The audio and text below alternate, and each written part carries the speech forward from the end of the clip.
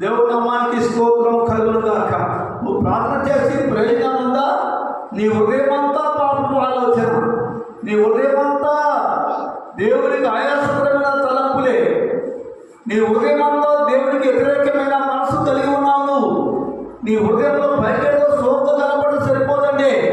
దేవుడి దృష్టికి ఎలా ఉండాలి? మనము మన హృదయాన్ని పరీక్షించినప్పుడు దేవుడు మన హృదయంలో ఏ ఆలోచన ఉంటుందండి? ఏ ఆలోచన ఉంటుంది? దేవుడికి వ్యతిరేకమైన ఆలోచన, పాపం ఆలోచన మనసులో పెట్టుకొని సూత్రం పేపాలి చప్పట కొట్టి లేదు నీకు పడితే ఎక్కడ ఊరినే పోతాం. ఏసైనా మోసుకుని పోలేవు. పోతావా? నీ బ్రతుకును మార్చుకోవాలి, నీ ప్రవర్తన మార్చుకోవాలి, నీ జీవితాన్ని